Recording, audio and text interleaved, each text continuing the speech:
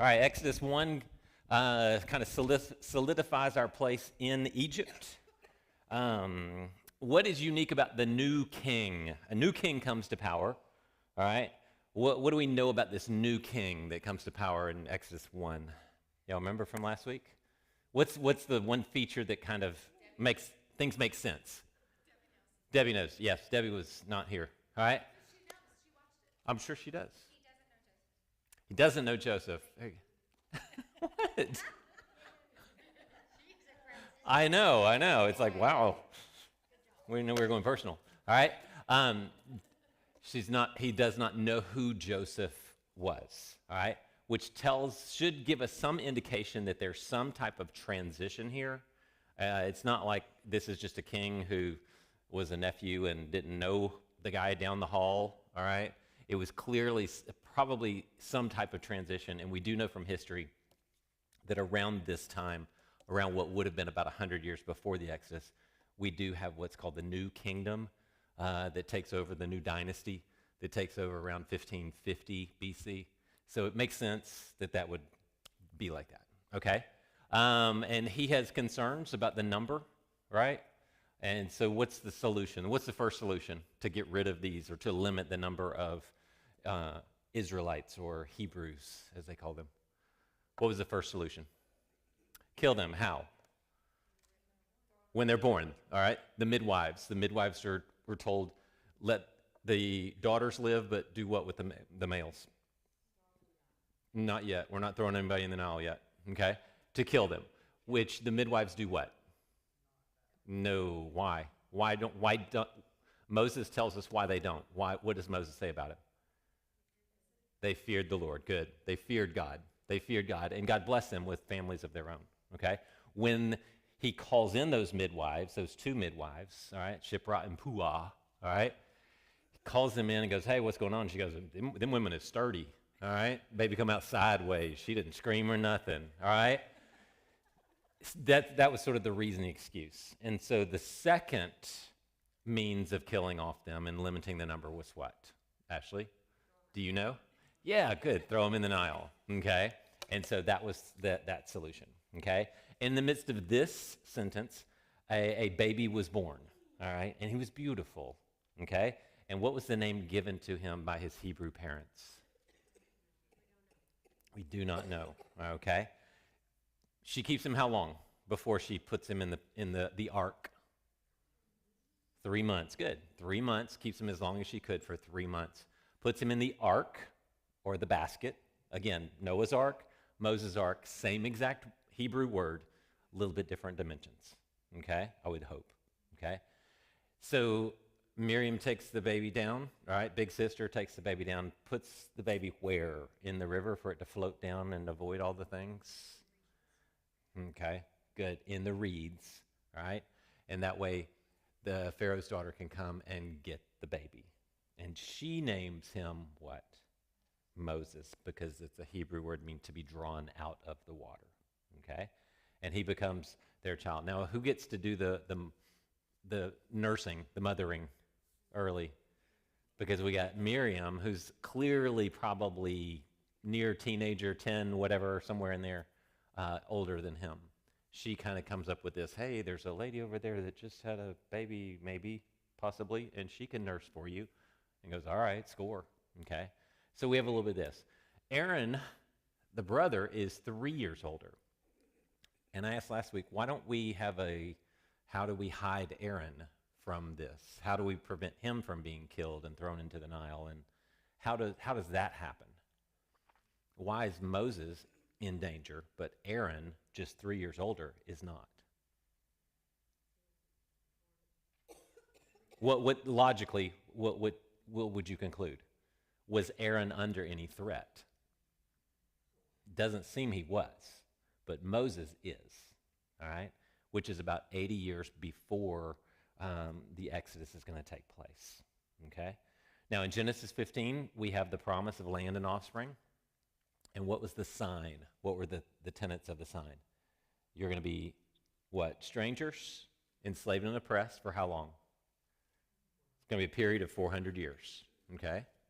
I'm going to judge that nation, and then you're going to plunder them. And I'm going to bring you back to this land that I'm giving you, that I'm promising you. Therefore, we call it the promised land, all right? I'm going to bring you back in which generation?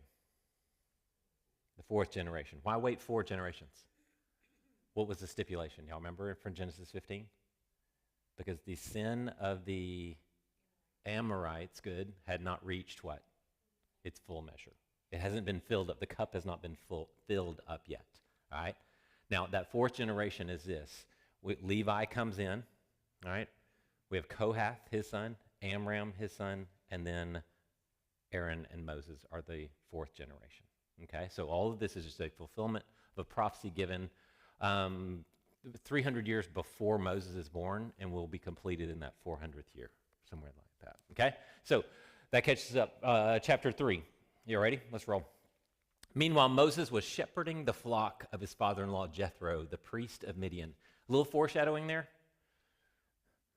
Moses shepherding a flock around Midian. Yeah, because what's he going to be doing 80 years when he's 80 years old? Shepherding what? A flock. All right. Which one was more compliant? Jethro's sheep or the children of Israel? Which would you rather have? The sheep. Because what do we get with the children of Israel, the children of Jacob? What do we get with them?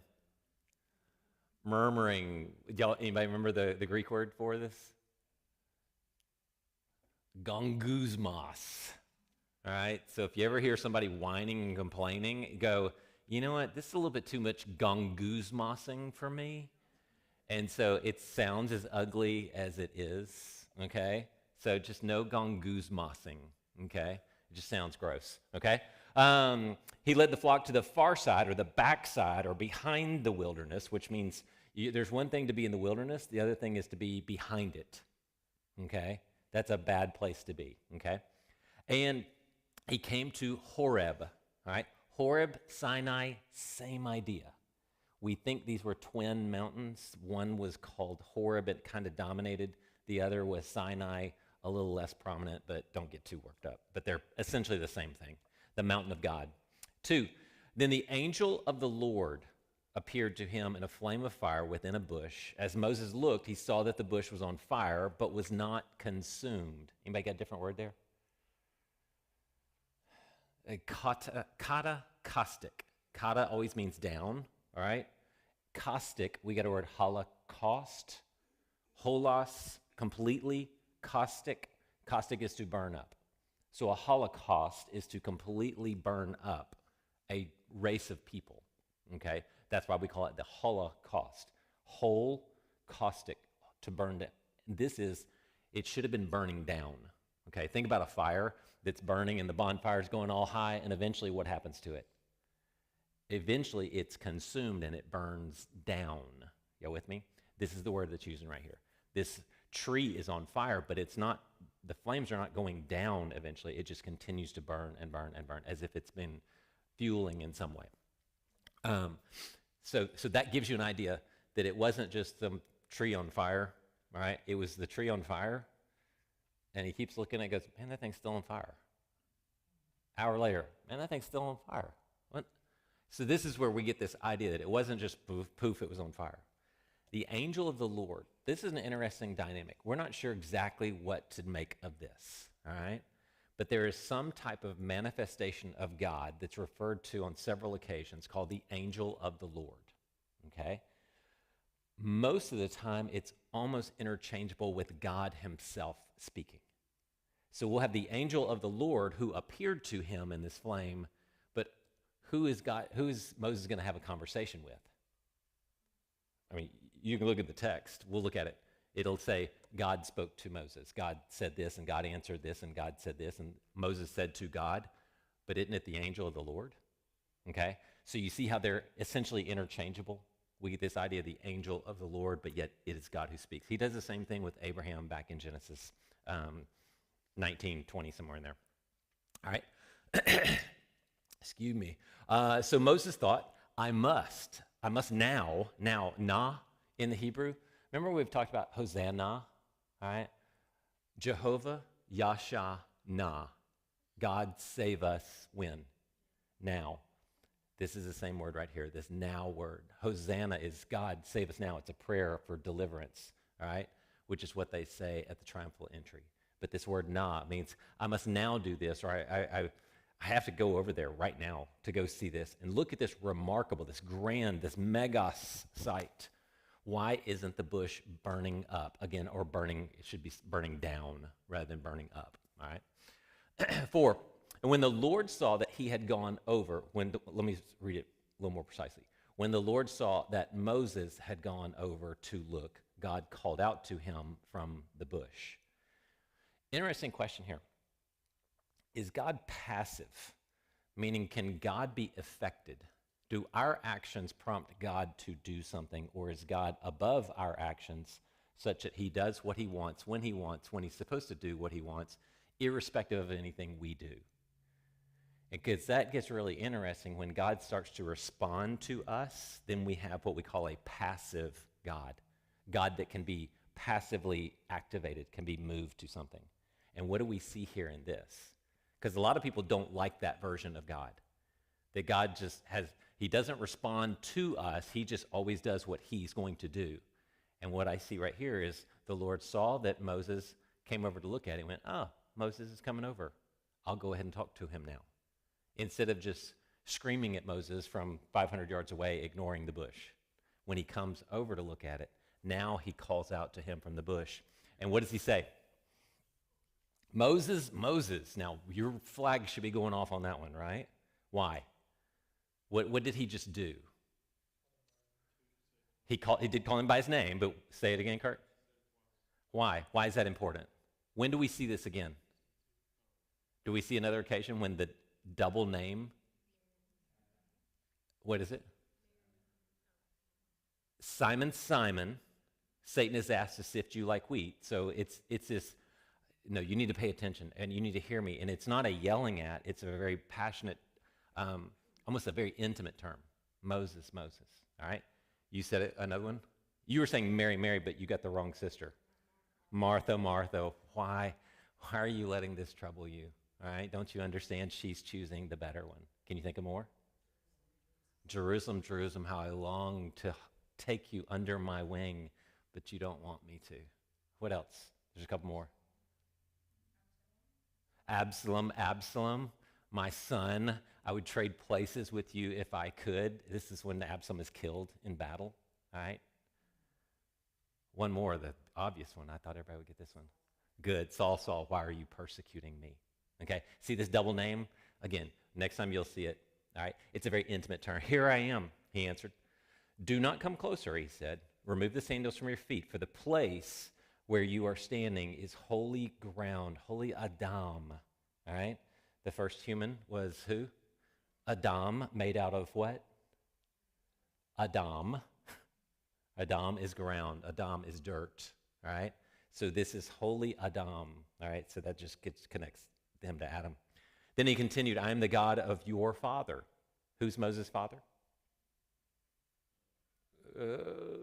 Pop quiz. Amram, good. Remember, Levi, Kohath, Amram, Moses, all right? I'm the God of your father, the God of Abraham, the God of Isaac, the God of Jacob. Moses hid his face because he was afraid to look at God, to look at the face of God. Now, was he seeing the face of God? No, he's staring at what? A bush, but God's in there because he just told me who he was. And again, we always go back to this little trio. I'm the God of Abraham, Isaac, and Jacob. Abraham, Isaac, and Jacob. Why? What were each of those three given personally by God? The promise, all right? The promise that you will have land and you'll have offspring. And so the heritage of the Israeli people is this. This is the God of Abraham, Isaac, and Jacob. Abraham, Isaac, and Jacob. And it always just stops right there. Just because those promises were personally given to each one of them. 7, then the Lord said, I have observed the misery of my people in Egypt and have heard them crying out because of their oppressors, and I know about their sufferings. So tell me the 3 things that God has done. I have observed, which means what? see it, I've heard, and I know. Last week we ended chapter 2 with what? God saw it, and he took note of it. He said, I know. And that's what I always think, how many times do you take God's word at this and go, when he says, look, I know. And we go, oh, well, if God knows, done. I don't need to worry about that. I'm good. I trust him. If he knows, he says that he knows, I'm good. All right? But what does he know? Misery, oppression, and suffering. What was the promise again? The promise was land and offspring. The sign was what? You will have 400 years of what? Sojourning and enslaved and oppressed. What do we find here? I've observed your misery, your kakos, your ill treatment. I've heard these oppressors, and I know the suffering that's taken place. And I've come down to rescue them from the power of the Egyptians and to bring them from the land to a good and spacious land, wide land, broad, much land, all right? A land flowing with milk and honey into the territory of who? What's our list? We're going to get this list a bunch all the way into Joshua. The Canaanites, the Hittites, the Amorites, the Perizzites, the Hivites, and the Jebusites. Okay? The main one of them, sort of the central one, is the Amorites. And why is it the Amorite land is important? Why is it important that we take over the Amorite land and not the Canaanite land? Remember what Genesis 15 says? I won't bring you back here until the fourth generation because whose sin has not reached its full measure? The Amorites, okay? The Amorites are sort of, if you refer to somebody as the Native Americans, okay? Amorites, Native Americans, sort of an umbrella. So you got Cherokee, you got Cree, you got Navajo, you got all these guys. They all fall under that category. Amorites kind of is the broad, overreaching category, which they would break down into different tribes, okay? But that's our land that we're going to go back to. The Israelites' cry for help, so he's heard this, has come to me, and I've also seen and heard, the Egyptians are oppressing them. Therefore, go. I'm sending you to Pharaoh so that you may lead my people, the Israelites, out of Egypt. And Moses says what? Let's go. Yes! It's about time, right? Imagine God from a burning bush tells you, I am the God of Abraham, Isaac, and Jacob. I'm about to mess some people up because they've been messing, because I've seen it, I've heard it, and I know what's going on, and it's time for it to stop, and I'm going to bring them out, and I'm going to use you to do it. So go. And how does he respond? What I want you to think through is, what are your hesitations? What is your understanding of who you are? Because if he had any confidence, any strength about him in his character, what does he say in this moment? Let's go. Let's go. What do I need? What? Yeah, it's about time. About time I get to go back, all right? But that's not who Moses is. Now, I think that's who he was 40 years ago, right? Because what happens when the Egyptian is harming his Hebrew brother? What does he do to him? Does he run away and go, I don't know if I should really get involved? No. What does he do? Kills him and buries him, all right? And then he goes to Midian, runs away, but he goes to Midian, and immediately what does he do for Zipporah and her sisters? He chases off the bad guys and waters their. So there's a hero in there. And I think God's going, I know there's a hero in you, and I'm calling you to this. But what does he do in this moment after 40 years of wandering around with his father-in-law's sheep? What does that do to a man? Especially one that grew up in the palace, and he's been walking around with his father, not his sheep, his father-in-law's sheep for 40 years. You see what that'll do to you? All right? Got to be careful with the male ego. It's very fragile. All right? 11. But Moses asked God. Again, he doesn't ask the angel of the Lord. Y'all see that? Moses asked God, all right, who's identified himself as the God of Abraham, Isaac, and Jacob. Who am I that I should go to Pharaoh and that I should bring the Israelites out of Egypt. Man, what a strong man right there. Or a man of character right there. You see that? Who am I?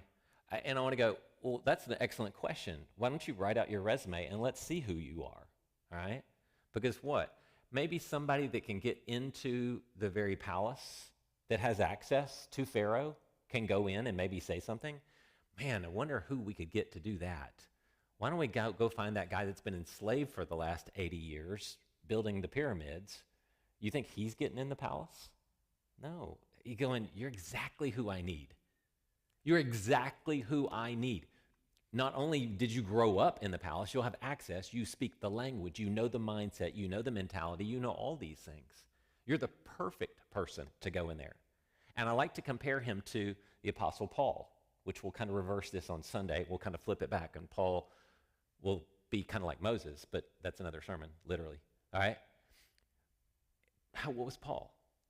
Raised as a Hebrew at the feet of Gamaliel, born into a Greek city, and a Roman citizen. Who could we get to go to the Greco-Roman world and share the gospel with this population? Maybe somebody raised in the Hebrew culture in a Greek city under Roman authority. He's the perfect person. So is Moses. And God calls him out, and instead he says what? Who am I? Because again, what's the last 40 years done to him? Think about it. Always think personality. Always think personality when you have narrative. He's not the same person. Who am I that I should bring them out? All right. In other words, I don't really want to do this. Maybe you can find somebody else that was raised in the palace, that speaks the language, that understands the dynamics, and is not doing anything right now. Yeah. Because I would much rather stay here and walk around with my father-in-law's sheep until I die. Because who wouldn't want to do that? All right? Again, got to love the ego here. 12, God answers, I will certainly be what? This is our phrase. Y'all remember this one? I'll be with you. Joseph, I'll be with you. I'll be with you. I'll be with you. I'll be with you. David, Daniel, I'll be with you. I'll be with you. All right, that's a very important phrase right there. And this will be the sign. All right, now we get what? We get a promise and then we get a sign. Okay, so we're going to get a sign, so he's made a promise. What was the promise? I will be with you. And here's the sign that I will be with you, and this will be successful. This is the sign to you that I have sent you. This is our word for apostle, apostello, all right? An apostle is a sent one who is sent out. When you bring when you bring the people out of Egypt, you will all worship God at what? This mountain. You're going to come right back here. We're going to be right back here at what mountain? Horeb or Sinai. We can go either way, okay? 13. Then Moses asked God, if I go. God just said, when you bring the people out, and Moses responds with what? If I go to the Israelites and say to them, the God of your fathers has sent me to you. And they ask me, what is his name? What should I tell them? Now, is he curious what God's name is so that he can inform them? Read between the lines. What's he saying? God, I don't know your name, so maybe I shouldn't go, and because I don't know if I should be the one, because they're going to ask me questions about you, and I'm not going to know, and if I don't know everything, then I'm going to look stupid, and I don't really. So really, maybe somebody else should go because I don't know your name. And we get this if thing, all right? And I always wonder this, because he seems to think the people, the Israelites, are not going to receive him well, all right? Why would he think that? Say it again. They didn't know anything. They didn't have this understanding. In Stephen's speech in Acts 7, this is always a good reference if you want to read Exodus and read Acts 7 together. He says the people did not understand, that Moses was shocked that the people did not understand that he was there to deliver them.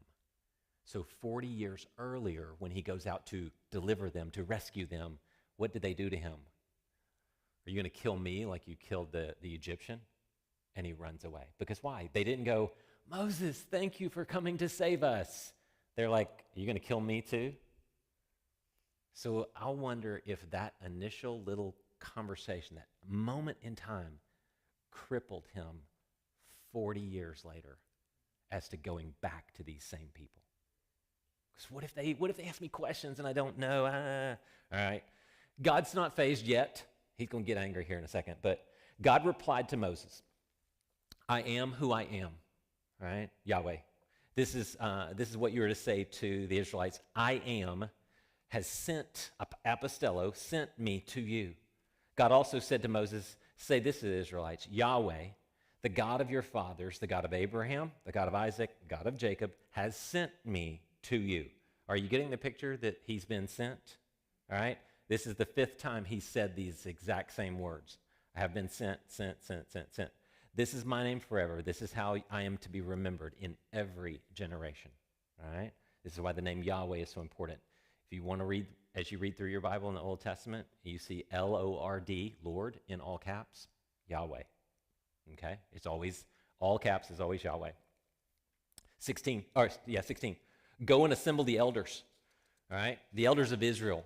Okay, so here's the first mission. Go assemble the elders and say to them, Yahweh, the God of your fathers, the God of Abraham, Isaac, and Jacob, has appeared to me and said, I have paid close attention to you. How many have ever gone, God, you're so far away. I feel like you're so far away. I don't feel like you're hearing me. I feel so distant from you. And what's God saying to the Israelites here? I have paid close attention. I've literally been overseeing you. Episkopos. Skopos, like scope. I've been watching over you. I've been right here. I see everything that's going on. And I'm here to go through this with you. I have paid close attention to you and what has been done to you in Egypt. And I have promised you that I will bring you up from the misery of Egypt. When did he promise this? I'll give you land and offspring, and here's what I'm going to do. You're going to be in sojourner, enslaved and oppressed 400 years, but I'm going to come mess those people up. Now it's to mess those people up, okay? Up from the misery of the land of Egypt to the land of the who? Canaanites, Hittites, Amorites, Perizzites, Hivites, and Jebusites, a land flowing with milk and honey. 18, they will listen to what you say. All right? Now, God is telling him, these people, they're going to listen to what you say. All right? Do you remember last week I talked about this word akuo? When you hear the word akuo, there's no distinction. Parents, you get this, right? There's no distinction between your child hearing what you say and them obeying what you just said. It's synonymous, right? It's just the Hebrew mind cannot conceptualize a child hearing and not obeying. Just like all of you, right? I know if they hear me, it's done. I don't even have to think about it, right? And so this is what he's telling him, and I want you to bring that Hebrew mentality in here. They're going to listen to you. And if they're going to listen to you, they're going to obey you. What does this do for Moses and his hesitations? Just make it all better? Does he hear this word right here? No. They will listen to what you say. Then you, along with the elders, must go to who? The king of Egypt. So there's going to be a first meeting. Go meet with the elder. You and Aaron, go meet with the elders. All right? And then you guys go and meet with Pharaoh, king of Egypt, and say to him, Yahweh, the God of the Hebrews, has met with us. Please let us go on a 3-day trip into the wilderness so that we may sacrifice to Yahweh our God. Now, he doesn't say, let my people go permanently, does he? He asks very simply for what? We need to go on a retreat. We need to go on a disciple now, okay? Just a 3-day retreat, we'll come back, okay? Now, was that the plan?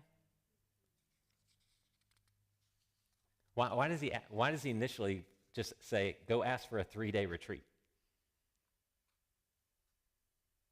I don't know either. I was just hoping y'all knew something. I don't know.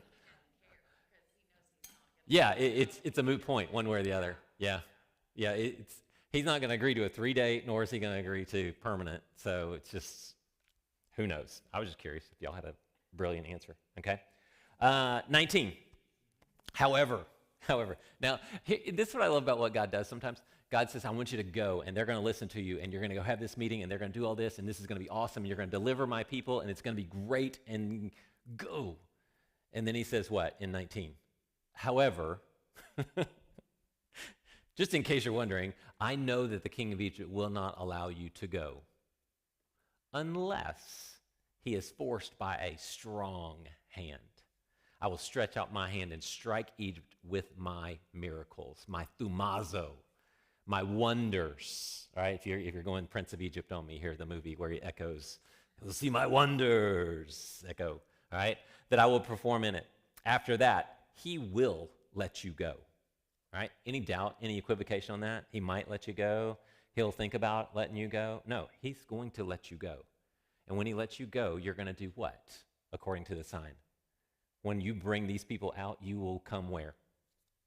To this mountain, right back here. He will let you go. Now, is that part of the Genesis 15? Sojourner, enslaved and oppressed. I'm going to mess them up. I will judge the nation. Yeah, so I will strike Egypt with my miracles, my wonders.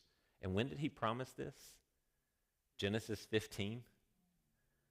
I mean, we're still talking to Abraham at this point.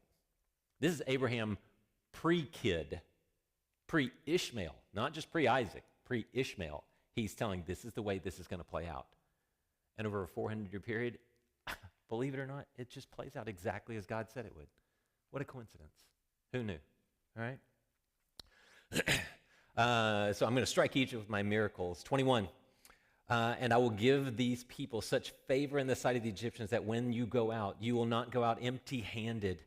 Each woman will ask her neighbor and any woman staying in her house for silver and gold jewelry and clothing, and you will put them on your sons and daughters, so you will plunder the Egyptians. Does that sound familiar? Sojourners, enslaved and oppressed, I will judge the nation, and you will plunder that nation. And then in the fourth generation, you will come back because the full measure of the sin of the Amorites has not completed itself. All right? So you see all the promises that are coming here? And Moses is still talking with God on this, and he's hearing all this, and he should be knowing all this. He should be going, wow, it's all coming to fruition, and it's on me. I'm going to be the guy. I am the fourth generation that's going to lead them out. This is awesome. But what do we get in chapter 4? Then Moses answered, and you got to love the wimpy voice here. What if they won't believe me and will not obey me, but say, the Lord did not appear to you? Again, what's going on with Moses? Yeah, you would have said that too. What if they don't believe me? All right. I hear you, but it's the Pharaoh of Egypt and 1 million, 2 Well, million. okay, but let's back up on this because you're saying Pharaoh might not believe him. Look at the quote. But look at the quote. Look at the quote. What if they won't believe me? Who's they? Okay, but you're saying Pharaoh won't believe me. All of them. You're saying all the above, which I think you can go with that. But with the they here is going to be speaking specifically of the Israelites. Remember, what's their first meeting is going to be what? You're going to meet, Aaron's going to come find you here in just a second. Then you're going to go to the elders, and then you're going to go to Pharaoh. I believe he's talking about specifically about the elders. Because when he's given the signs, it's for the meeting with the elders, not the meeting with Pharaoh. All right? He's got to convince him. And he's wondered whether or not they will believe me. Say, the Lord did not appear to you.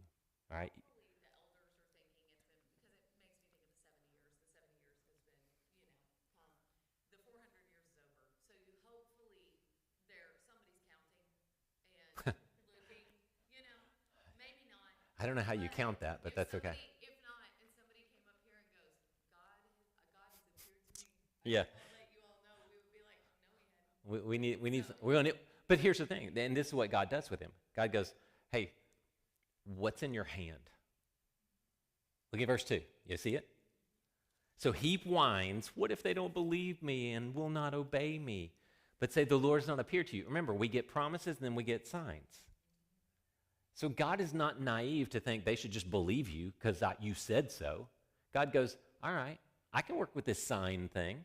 All right, remember Gideon? What does he have? Yeah, he has a fleece. He goes, God, make it wet everywhere else and not on the fleece.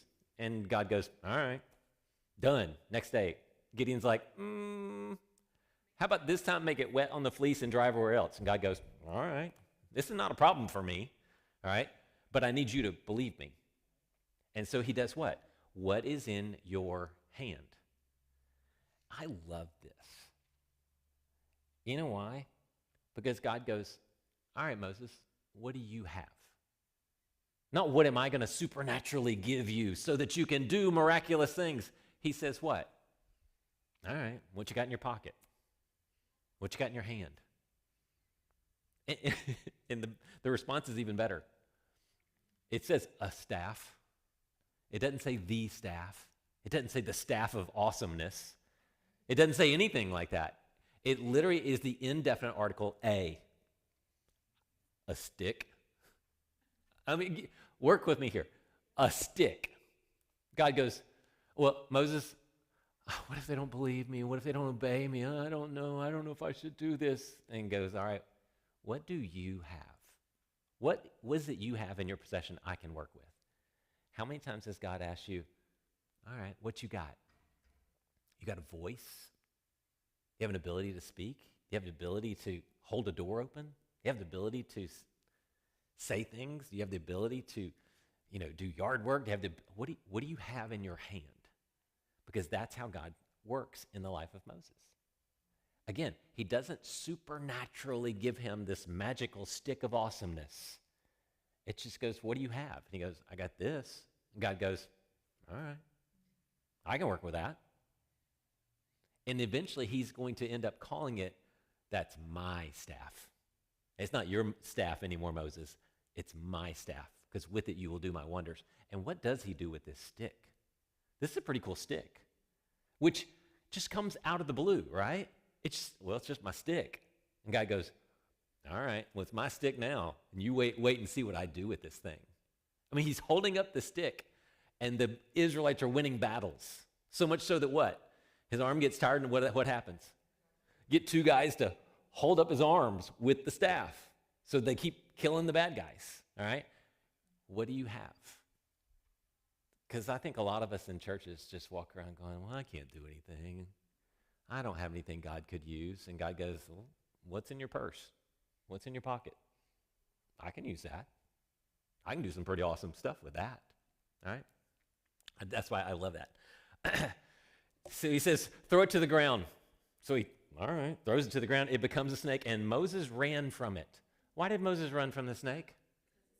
Because it's a snake, and because he's been in the wilderness for 40 years, and he probably knows something about that particular snake, right? He doesn't go, oh, that's just a king snake.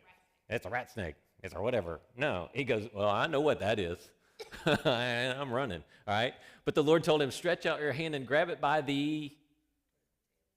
Anybody ever done that?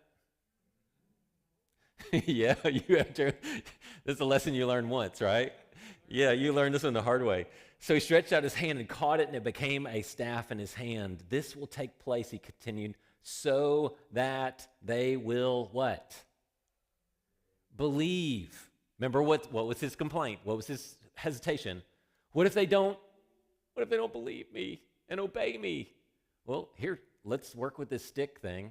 Let's do this little cool snake trick. Maybe they'll believe you now. Now, I think that would be very convincing. But he says, in verse 6, in addition, the Lord said to him, put your hand inside your cloak.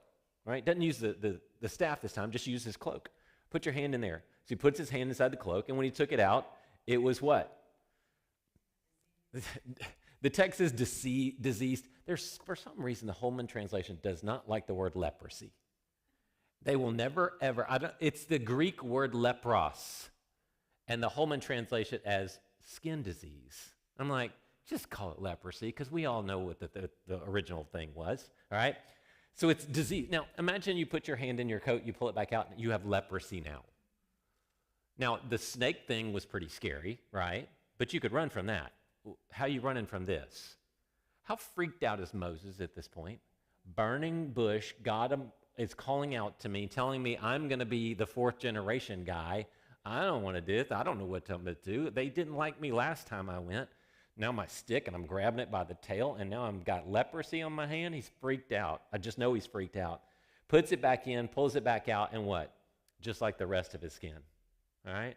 In verse 8, if they will not believe you and will not respond to the evidence of the first sign, they may believe the evidence of the second sign. You think? I have leprosy. No leprosy. Leprosy. No leprosy. I mean, besides the snake, I mean, come on, all right? 9, and if they don't believe even these two signs, which means they have not believed how many times now? They didn't believe the first sign. They don't believe the second sign, all right? We're going to go a third round. What does that tell you? Remember 3 times anything, all right? They don't believe these two signs or listen to what you say. Take some water from the Nile, pour it out on dry ground. The water you take from the Nile will become blood on the ground. Okay? Now again, these signs were supposed to be given to the Israelites to convince them that Moses had been with God and that this was going to be taken care of. All right? But this is the first sign that he used, obviously, with Pharaoh. Okay? 10, but Moses replied to the Lord. You got to love the tone. All right? After seeing all this, Moses replied, please, Lord, I've never been eloquent. Literally, I've never been a man of words. All right? Either in the past or recently, in the last 40 years, or since you have been speaking to me, your servant, because I am slow and hesitant in speech. It literally means to be heavy of tongue. It's kind of gross, but you think about somebody who's heavy of tongue, they just can't say words, they can't pronounce things well. 11. So again, you get this sort of Eeyore kind of whiny thing going on. Yahweh said to him, who made the human mouth? Who makes him mute or deaf, seeing or blind? Is it not I, Yahweh? Now go. Now I hear my dad when I read that. I'm like, oh, yes, sir. Yes, sir. I did it. Okay, you did. And he says this, I will help you speak. I will literally be with your mouth. Remember that phrase, I'll be with you? He says, I'll be with your mouth and I will teach you what to say. Moses said in this moment, okay then, let's go. He's got one more excuse left in him, all right? What does he say? Please, Lord. This says, please send someone else. It's very similar actually to the prayer in Gethsemane where not my will but your will be done, but on a very sort of backhanded way. Because how does God respond in 14? Then the Lord's anger. All right, I have had enough. Get your butt in the car. We're going to Egypt, and you're going to take care of this, okay? God goes, I'm done with your excuses. I'm done with your whining, and just get in the car, all right? And he said this, but God is so gracious. Isn't Aaron the Levite your brother? I know he can speak well. And also, he is on his way now to meet you, okay? Now, what we're going to see is in a couple of verses, we're going to see God going, hey, Aaron, go meet your brother out in the wilderness, which is sort of backwards chronologically in the text, but just work with me, all right? So God tells him, Aaron's on his way out to meet you because I've already told him before this meeting to go out and start wandering this way and meet you, okay? He will rejoice when he sees you. Is he going to recognize him? I mean, it's been 40 years. He really didn't even know him that well in the first place. It's been 40 years. There's a lot of holes there, but that's okay. 15, you will speak with him and tell him what to say. I will help both of you and him to speak and will teach you both what to do. He will speak to the people for you. He will be your spokesman, your tongue, literally your tongue or your mouth, and you will serve as God to him. Now, people get really weird on this one, all right? Don't get weird on this one. He's saying this is sort of like going to be the prophet-God dynamic. The prophet is one who says what? Thus saith the Lord, okay? He goes, Aaron's going to be kind of like the prophet, and you're going to kind of be like God in this dynamic, and I'm going to tell you what to say, and you tell Aaron what to say, and he's going to essentially be the one who says, thus saith Moses, who was told this by God. Okay, so don't get weird on this. It's just real simple, that dynamic. 17, oh, and don't forget your stick. And take this staff in your hand that you will perform the signs with. Don't forget your stick. All right, whatever you had with you, just get stick. Now, see all good? Everybody happy now?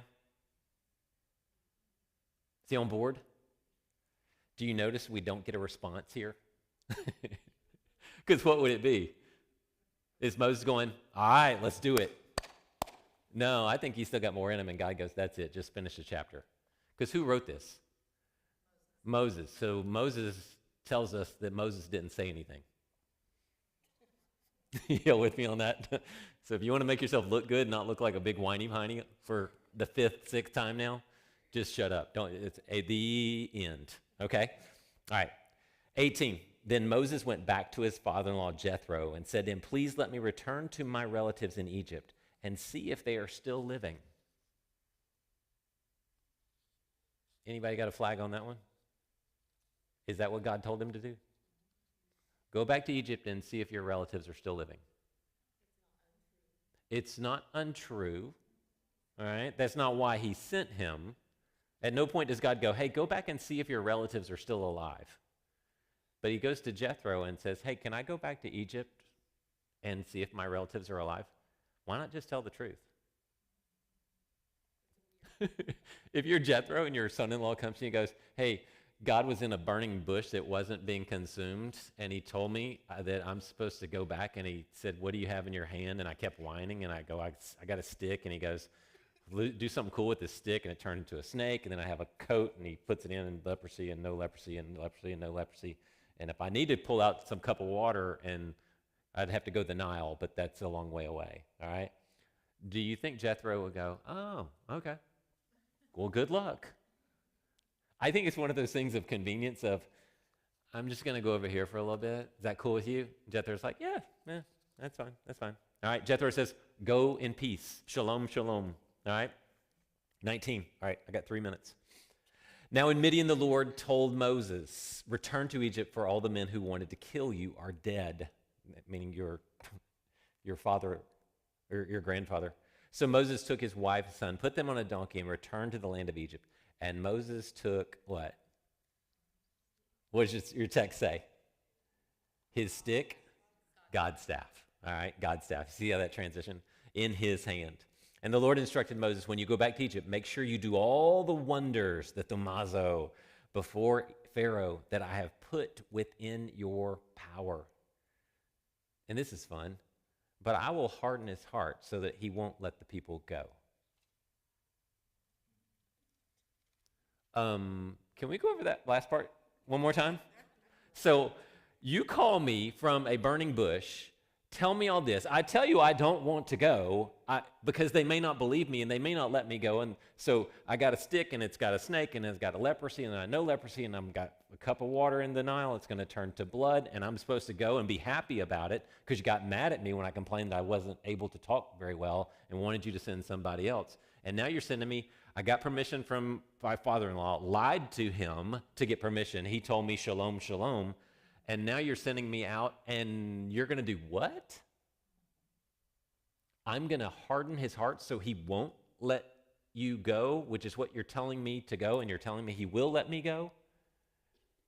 How you feeling as you're Moses heading off? Feeling confident? Why is God going to harden his heart? That's the question. Let's answer it real quick. 22. Then you will say to Pharaoh, this is what the Yahweh says. Israel is my firstborn son, my chosen son, my first son. I told you, let my son go. I'm going to tell you through Moses, through Aaron, let my son go so that he may worship me. For how long? For how long? 3-day journey into the wilderness to worship, all right? But you refuse to let him go. Now I will kill your firstborn son. And when does that take place? The 10th plague. And what do we see? We get the blood turned to Nile, or the Nile turned to blood, excuse me. And then we get the one that would have got me, right? The frogs.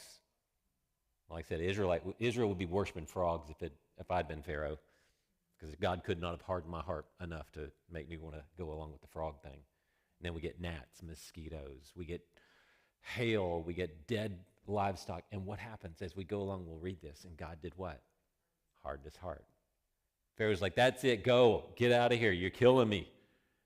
And then God hardens his heart. God hardens his heart. Why? You ever seen the idea of sort of a cattle drive? He's driving him to something. And what's he driving him to? The Passover. Why? What's so important about killing the firstborn son of Pharaoh? And he's going to do this with the Passover.